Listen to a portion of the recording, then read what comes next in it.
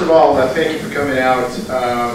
It's always a little challenging when the president leads, and the president of U.S. Sailing, Mr. Jobson, has left me as a lowly board member to clean up. So hopefully I'll do the best I can here. I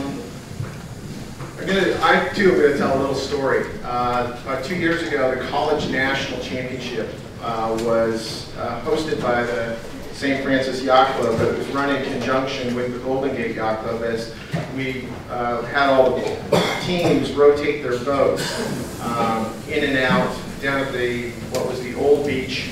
It's not there anymore, but there used to be a nice beach down there that we used for that little period of time. Glad it's gone, but for that period it worked out fine.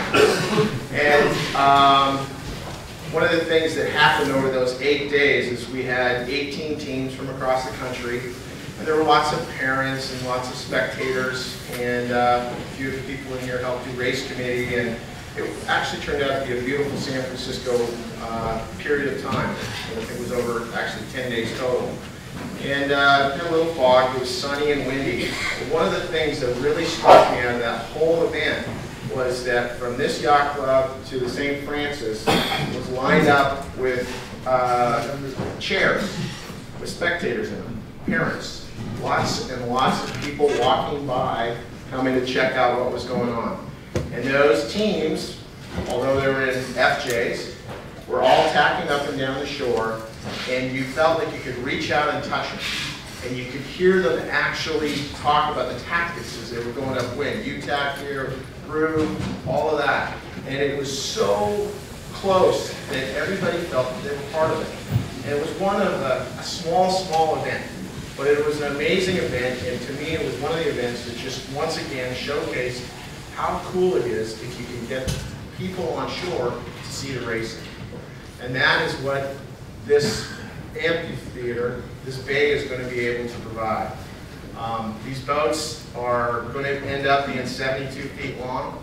They'll be doing 30+ knots, and they are going to cover the square footage of this bay very, very quickly. And they're going to use all of it. And so it's going to provide an incredible opportunity for people to see the racing from shore. And it's our hope that, as Gary indicated, that we can take it outside of this fanatical group in here that all love sailing and get it out into the public. And our goal is to do that, and hopefully today I'll show a little bit of how we plan to do that. So a little bit of the details.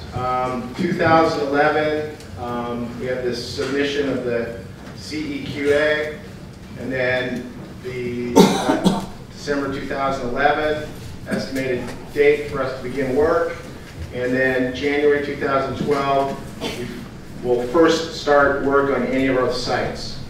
So those are some of the requirements we have to go through before we can all start to get to work on those piers and some of the other infrastructure we want to put in. September 2012, we'll have our AC World Series, and that'll be at Pier 80. That's where the teams are going to be based out of. And I'll show you what that's going to look like. September 2013, we hope to have everything ready. Team bases, the piers, the offices, media center, race village, all of those pieces will be in place. And I'll walk everybody through kind of what that's going to look like. My vision here is that we'll see some activity on the water, obviously in July, August, and September will be the first time I think we'll really see some of the boats. Well, obviously August, September we will, but I think we may see some a little bit in July with some of the teams arriving in. And then I think there'll be some teams that will stay and play and train through that, while other parts of their teams will go on to the next part of the World Series.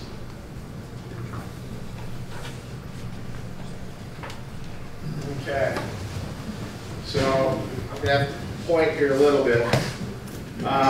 Basically, this is the city overview plan, and here at Chrissy Field, we'll have public access that will be free, paid. We'll also have press areas and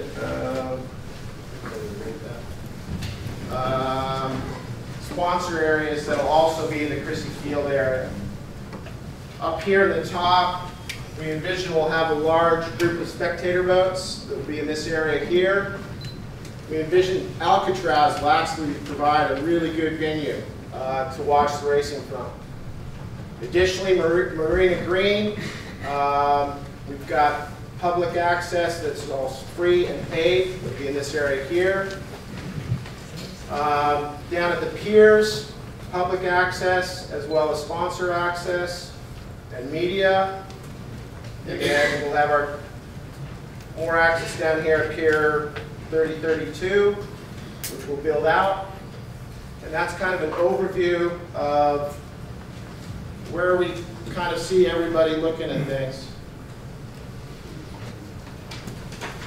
We also feel Gary indicated that there was need for infrastructure as far as other things to do. And so what we've got here is at Cavallo Point. We also see that as a potential viewing site. And we would envision that there'd be general merchandise sales, food, beverage, all those kind of carnival things that one would expect. And we see those throughout the city. The Marina Green, we actually envision an AC village, which would be a village that people would come to learn about the America's Cup. There would be a touch and feel to that area. A children's area, sponsors displays, and we feel that that area there could be kind of an AC center. Also, Aquatic Park, we look to use it as an area for displays.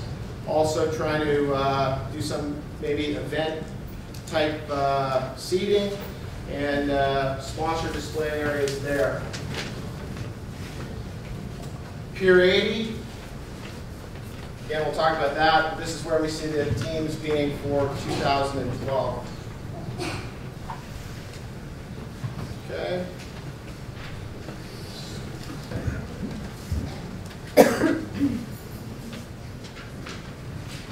Okay, proposed piers 19 and 29. So basically, the development of these piers is based on getting our documentation sorted. But as you see, we envision this area here being the village. We'll have team spaces down below. There'll be public access. We envision actually finishing the races off the end of this pier. And this area here we see as dock space for larger spectator boats, a little smaller here. The AC operations will be in here with their fleet of boats. And we'll have a drop-in, drop-out area here so people can come in, drop competitors off. We'll have a media area that will come out, and our goal would be to try and bring the teams as best we can to that area after racing and before racing.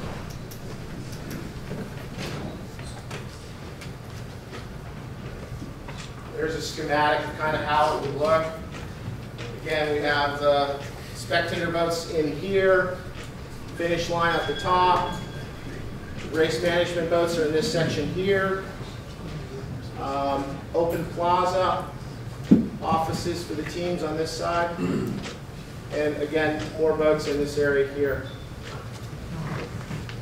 The spectator boats mean commercial or like mega yachts, private yachts? Mostly that'll be mega yachts. Yeah.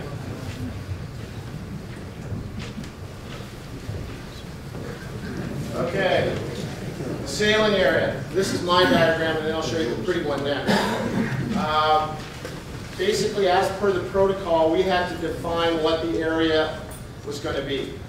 And for some of those that are history buffs, they may remember that the one race was lost in New Zealand because they ended up sailing outside the protocol area. It was basically the footprint wasn't big enough. So to make sure that the footprint was big enough, as per the protocol, they asked me to draw a box, and I drew a box and get the portage over here, do a little portaging over this section of land here. But that is the area that we have to stay within. Additionally, some of you may have noticed that there's this nice pretty red line through here. Well, that pretty red line is actually the deep water traffic lane of vessel traffic of the bay. And we, in conjunction with the port, the Coast Guard, and the ferries, tugs, and other groups that are interested or impacted, are going to work with them to make sure that while we're running this 55-minute race, that we'll hold traffic so that they don't impact on the race. We've spoken with the pilots and everybody else, and they've agreed that that's a workable deal. The idea is that we would start racing somewhere around, well, not somewhere, exactly at 12 o'clock, because it'll be live TV. And we would finish around 5 o'clock. So during that period, we would create breaks where we could get commercial traffic in, where we can get the ferries around and have commercial movement on the bay. But during the races itself, we will look to try and restrict that area.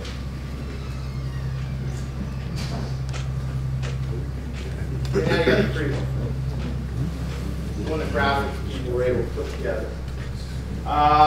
Again, it shows the lane. We see a spectator area, much like Fleet Week, along this area here on the bottom. We also envision a spectator area here and here, and depending upon demand, you may see it come down this way, but not infringing on this traffic lane. Additionally, with this route, the way it's set up, Vallejo ferries and a lot of the traffic, Larkspur ferries, Sausalito, could all come around the course this way and wouldn't impact on it at all. So that would remain open the whole time. We also feel that there will be a bit of a push down here to be at the finish line. So that's something that we're going to be working on to better cope with. Also, we see a bulge developing in this area here. As far as the course itself goes, we don't know. We don't know what these boats are going to do, and we don't know how many laps of the bay they're going to have to do. We've contemplated a windward mark outside the gate, inside the gate.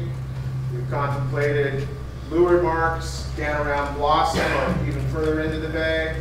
Reach marks and mid-course gates are also all up on the table. At the end of April, beginning of May, we are running a test event in New Zealand. And our goal is that we'll have 4 to 6 of the boats there for 2 weeks. And we're going to design some courses to try and figure out what works. We really don't know. And we need to go and get with the teams to figure out how quickly they actually get around the course, how many laps that would entail, and then also work with the media to make sure that we're getting those boats as close to the shore as we can when we want to get there. That's 72s in April and May. No, the 72s will do their very first event, which will be here in August of 2012. And they will do their first event here, and then they'll do their second event here as well, which will be the one in September. So if you think you're going to do it in April and May, it's 4 to 5. Right, but we feel we'll have a much better idea as to what those boats are doing. We feel we'll have to increase the laps, but we'll have an idea of how narrow the corridor for the racing we can make. So one of the things that you could consider is if the windward mark was in this area here, and this was a wall of spectator boats, and obviously we have a wall here of spectator boats on the shore, this is going to force the boats to tack. And if we move that spectator thing in closer, it makes them tack more, which may be something we want to do, depending upon how much we want.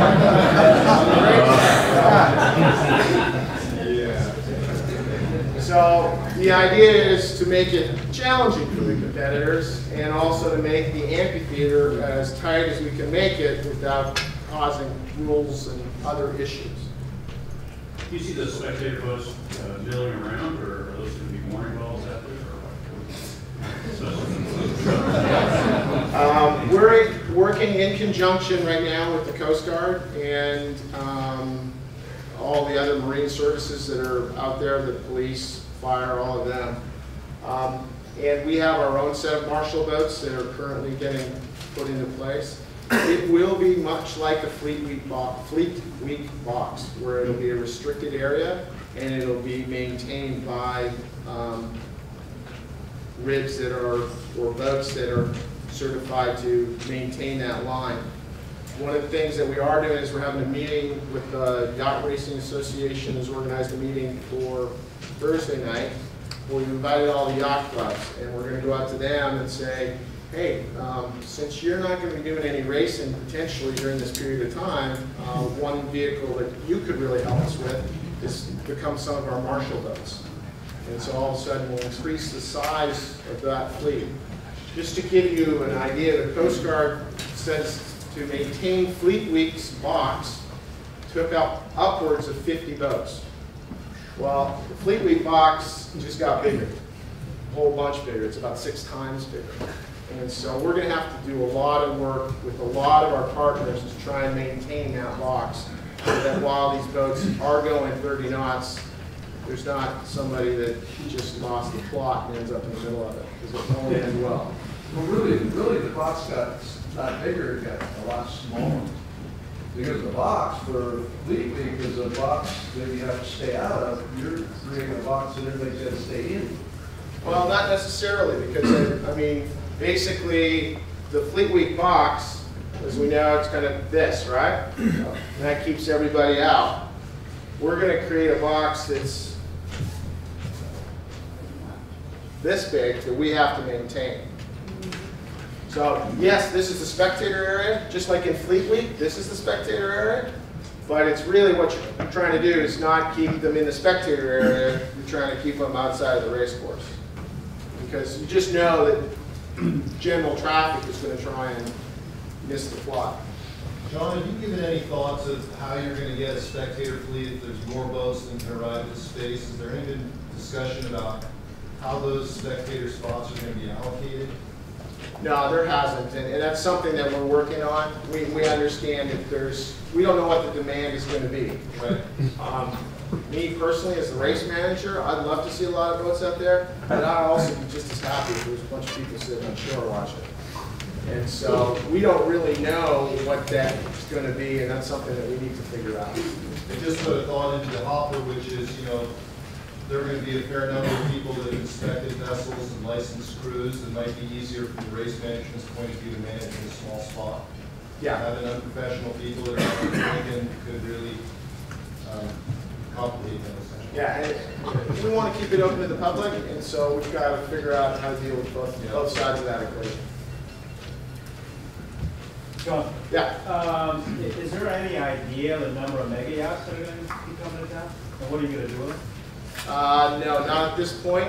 We think there'll be a lot, but they've got some challenges that we've got to work through, and we have a group that's looking at that to try and determine what that number is. But at this point, we don't know. John, has there been any concern expressed of race being perhaps less than an hour in terms of providing the show that everybody's looking for? No, because that one show, let's go for the America's Cup, where we will be doing only one race a day is kind of what we're thinking. I mean, it may be 2, but right now we're looking at 1. And that would, of course, be schedule dependent and dependent on a million other things. But if you think you've got the pre-start, everybody getting out, getting warmed up, go do that race and come back, that's going to turn into an hour and a half, 2-hour TV show. And that's probably pretty good. John, in the past, they've had multiple courses for the Challenger series. This looks like there's only one course. Currently, that's what we're anticipating. If we end up with 2 courses, we've got a little bit more work to do. You are aware that the, effective January of this year, that the tonnage went from 300 tons to 750 for requiring a pilot on mega yacht? Yes, I am, and actually thank you for that. And, we met with the pilots 2 days ago, and I learned that, and that made me very happy. That'll require, and it made the pilots happy as well, and that at the lower number, it was going to potentially be hard to service all of what they had to service, and then some of these boats. Okay. Wow, on here. John, I have one less than questions, or racing area question. I guess I had the idea that some of the boats would be actually tacking right in front of piers, so you could reach out from land and practically touch the boat. If you have a spectator fleet here, that's really not going to be the case, or is it part of the vision? The reality is that how thick this corridor is going to be, and also where we limit it to where obviously the boats can and can't come in. There are some concerns with some of the 70-footers going into some sections of the basin. Down in, this is Aquatic Park, down in here around the piers, they're going to be limited by the piers. So we may take this area and go, okay, this is a no spectator zone, and just open it up. So we want to try and encompass both, but we do understand that there are going to be a lot of people who are interested in going out on the water. Okay, so currently, right now, Pier 80 is scheduled to be where we'll set up for 2012. The team bases are going to be down here. Our youth sailing program will be based out of there. And then we've got that staging area to the left. And you got to follow the blue box on this. So, taking the blue box away, basically we've set it up for 10 teams. And these are containers that are turned into their operations. And then in front of those is where the boats, these actual strips here is where the boats and wings would be launched and retrieved from.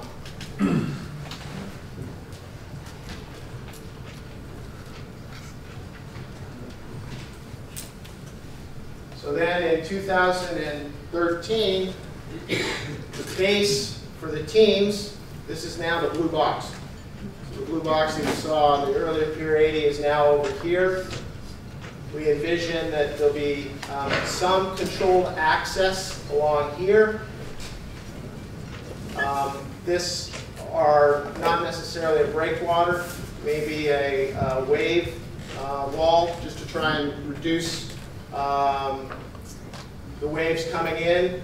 These are the circles for where the 72s would be moored.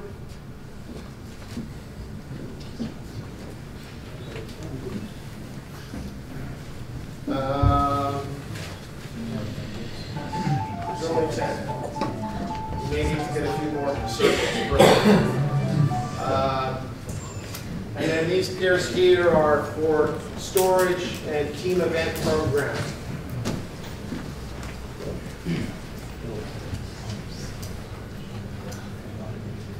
So again, that gives you the look. The 10 team bases. The back of the team bases is where they'd have their ribs and their boats. We have public access here, wing retrieval, and hull launching here. And then the boats would be in the circles there. Now, are they planning to keep the wing up while the boats are moored? It's a work in progress. With the 45, we've had success in Auckland, having them moored. They've come up with some pretty interesting ways to do that and continue to develop that. And with the 72s, it's something that we're hoping we can make work. But we're also hoping that they don't have to have guys on them all night, which had to happen in Valencia. Sean? John, when is this Pier 80 build-out supposed to be operational? By what date? 80 or this one? This one that you're describing. Is this not 80? No, this one is 30 and 32. Oh, okay. And as soon as they get the documents to go on it, they're going to have to go on it and go on it pretty hard to get it all done. But are you envisioning by July or August of next year that it'll be? Yeah. It will be. Yeah, we'll be at Pier 80 in July Okay. and August of next year. It's basically shifting from 80 up to 30, 32 for the roll thing. Correct. What's that huge boat-shaped thing on top? This one? Yeah. You haven't seen my signal boat yet, have you?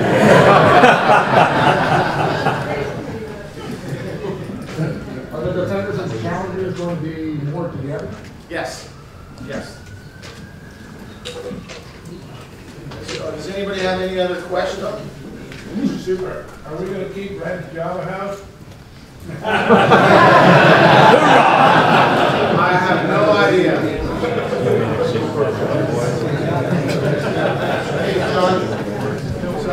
This is just the end of the slides, but I'm more than open to answer any questions. I'm sure there's lots.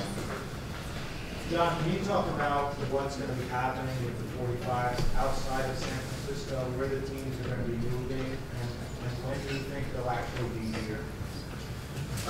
The first event the 45s go to, and this is published on the web, but is July 16th to 24th of this year. Then they've got another event, August 13 to 21, followed by Event 3, which is September 17 to 25. Do we know where they're going? Not at this point. But we anticipate announcement on those venues very shortly. October 15 to 23 is Event 4.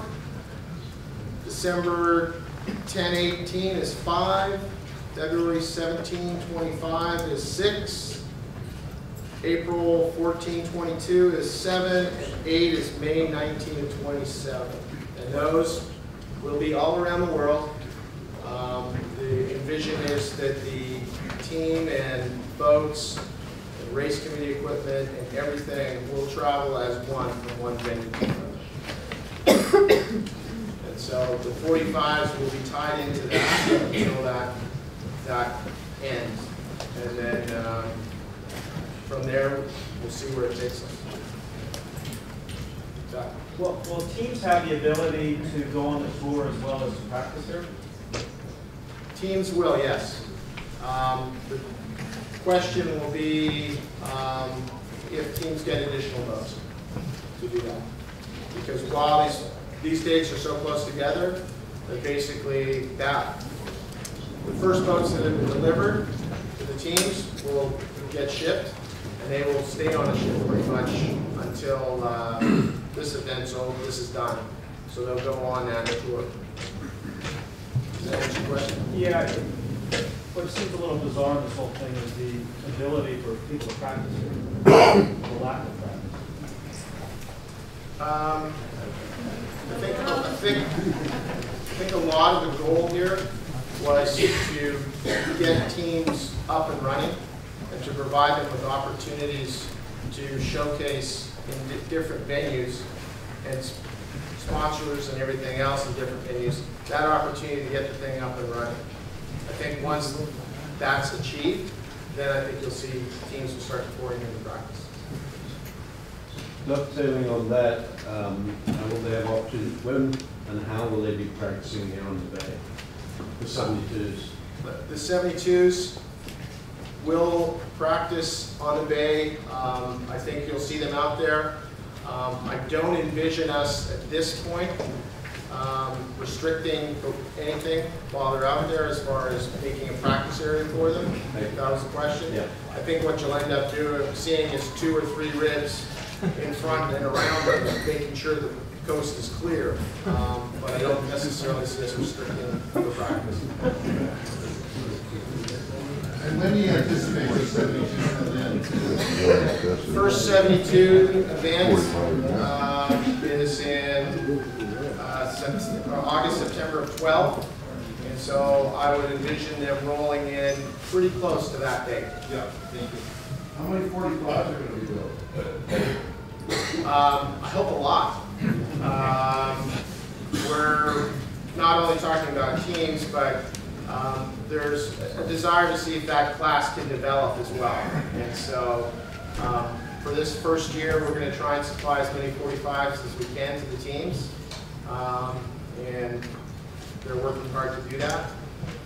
But after the teams get through with those, we may look at trying to extend their existence and turn it into a class that others could participate in.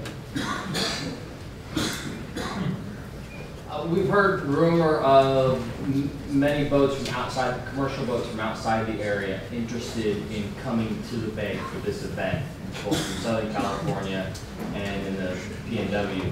Have you had any contact with those companies or operations? Commercial boats is in Passenger. ferries or Cruise ships, sailboats, just general spectator vessels. general spectator vessels? Yeah. We haven't had any contact with them. We have been speaking with all the local ferry, both passenger and the spectators, and those groups. We're definitely talking with them. But we haven't got into the, I'll call it private, for lack of a better word, or individual companies that are running these smaller charters. What about cruise ships? Cruise ships, I know the port's been in touch with a couple cruise ship companies, and they're trying to determine if we'll see an increase of cruise ship traffic. The port has been doing an amazing job in the last couple of years of increasing the cruise ship numbers that are coming in, and we anticipate this might augment that. So, yeah, in our discussions with the port, it was determined that the cruise ship terminal had to stay open the whole time in those docks available for cruise ships. How many challenges do you have now, and when are they closed? We have 6 teams that are declared. We have 2 teams that are undeclared as of yet, but are real teams. So we have 8 for sure, and I'm hopeful that we'll have 10 to 12. There seems to be quite a bit of excitement these days on that. And you have a certain number of closes? It's the end of this month. There's a fee to continue to pay that fee. I think the additional fee, if they want to come in late, there is that, it's in there. Our guess is that we'll see all the players by the 31st. We're hoping to see all the players by the 31st. On your diagram allowed for 10 of the boats, and I think it was Pier 32. Yeah. If there are 12, is there room for 2 more there, or would the position we just make it a little tighter, and we come up with another way to make it work. Yeah, 12 72s in the bay would be full on. Have any Asian teams announced yet? Any Asian teams announced yet? Yeah. Can you talk a little bit about the EIR schedule and any potential contingency plans about getting that approval through the challenging political landscape in San Francisco and the dozen plus agencies that unfortunately have to take a bite at the apple? I've heard that we've got some very, very good people working on it, and beyond that, I can't comment. I don't know. I'm hoping that that'll all work. So am I. It's tough. It's tough in this town.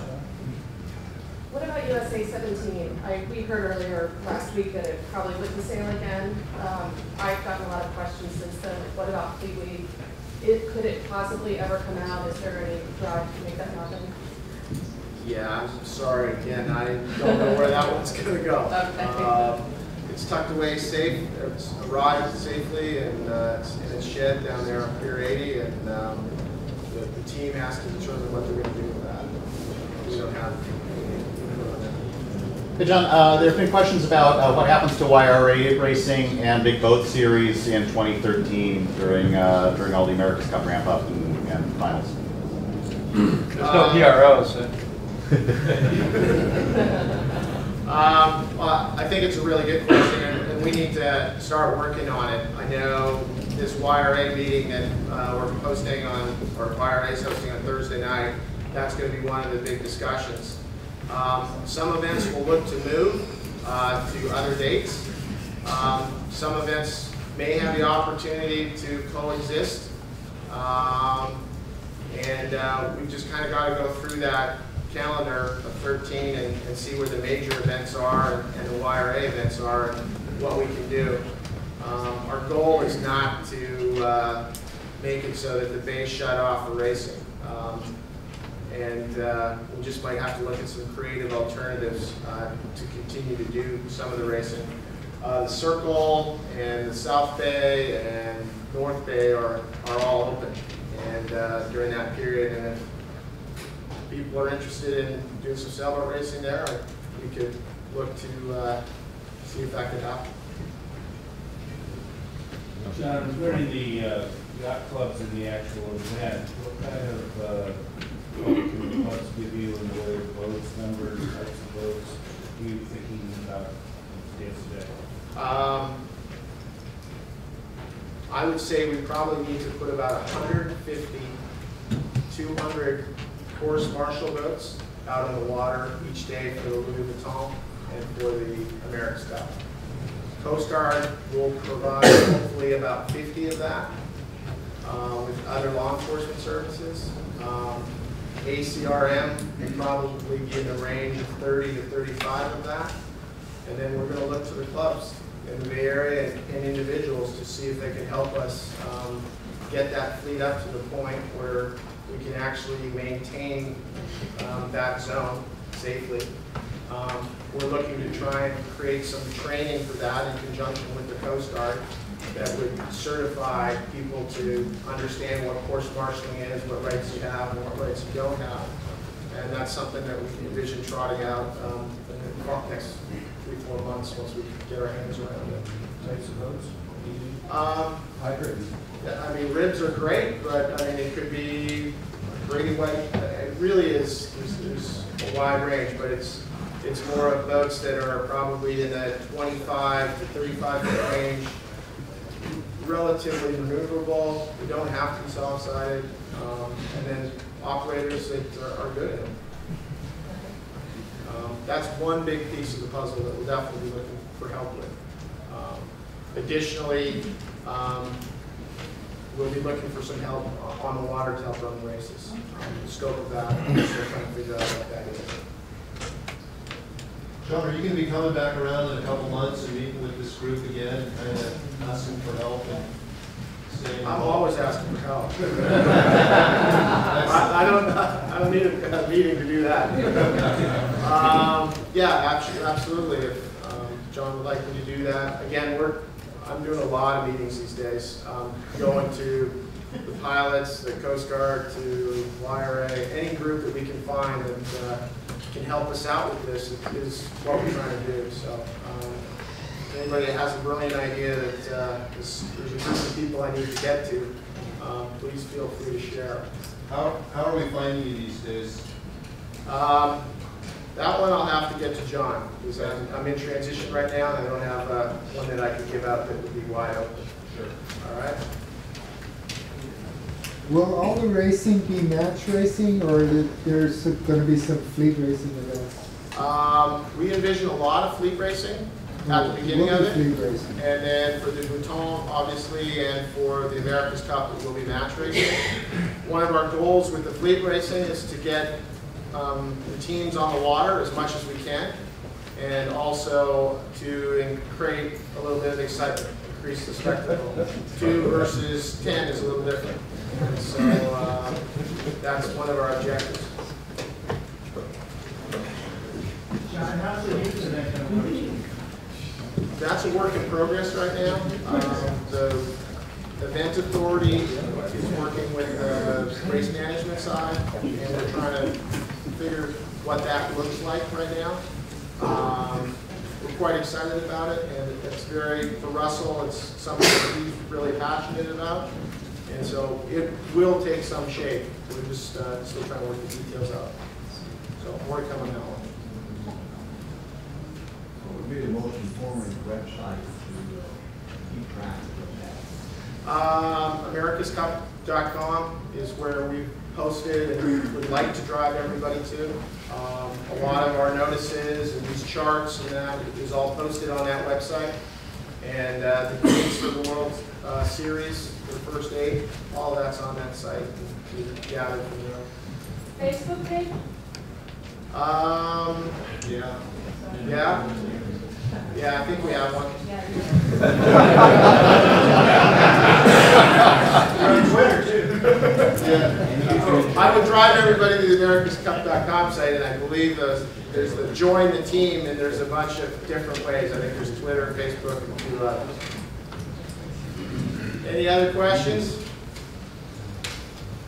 Is there going to be like a tent or something set up where local businesses and sponsors are all going to be able to take advantage of all the people coming into the city to sell their sell equipment or whatever? Yeah.